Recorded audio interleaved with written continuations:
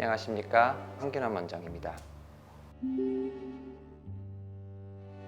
리프팅의 종류가 굉장히 좀 간단한 리프팅과 절개가 많이 들어가는 리프팅, 사실 부분이 이렇게 나뉘어져 있어서 조금 더 효과를 보고 싶은데 절개는 싫으신 분들이 하실 만한 수술이 사실은 별로 없었습니다. 그래서 절개의 길이와 절개의 흉터를 최대한 눈에 보이지 않는 곳으로 만들고 효과는 조금 더 다른 리프팅보다 유지될 수 있는 그 기간, 한마디로 환자가 기대할 수 있는 효과는 조금 더 볼 수 있도록 한 수술을 미니 리프팅이라고 이름 붙였습니다.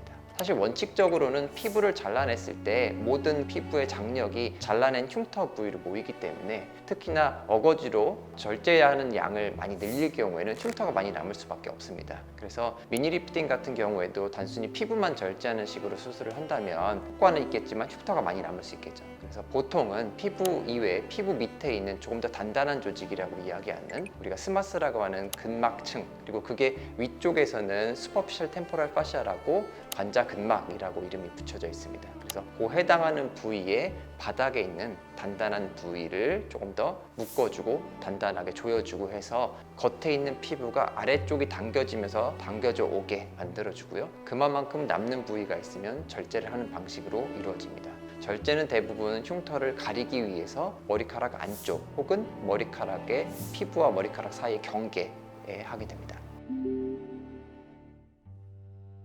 안면거상 수술을 했을 때 사람들이 가장 중요한 거는 남들이 이제 알아보는 정도의 붓기와 멍입니다. 그래서 미니거상술은 방해를 굉장히 줄이고 멍이 확산될 수 있는 그런 공간이 없게 만드는 방식의 수술이기 때문에 사실은 붓기와 멍이 눈에 띄지 않게 됩니다.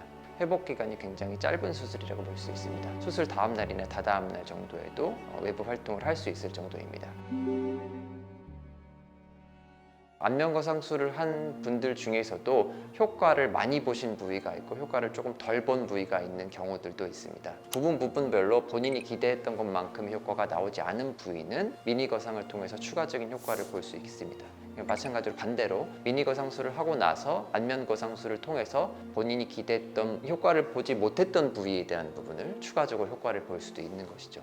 다만 박리 범위가 결국은 겹친다는 게 문제인데요. 박리 범위가 겹칠 때 수술을 할 때 결국 유착이 이루어진 부분을 박리를 다시 한번 해야 되기 때문에 출혈이 조금 있다든지 아니면 회복이 조금 더 길어지는 부분은 감수를 해야 되는 부분입니다.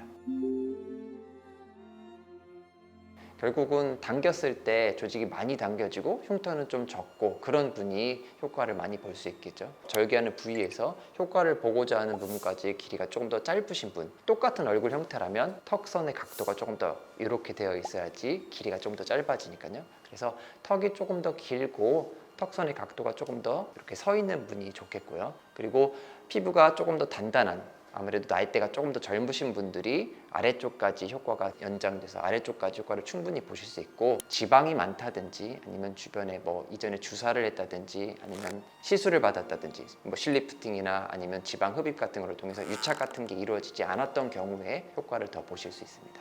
여러분, 좋은 내용을 알려드리고 싶었는데 충분히 도움이 되셨는지 모르겠네요. 감사합니다.